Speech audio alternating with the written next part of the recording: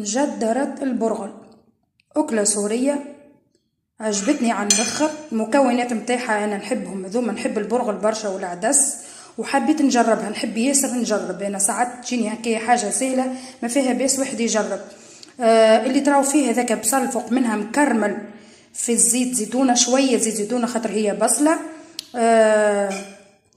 واللي تراو فيه هذاك راهو حطيتها بطنتها في السميد الرطب. هي اصلا تجي في الفرينه، في دقيق الفرينه.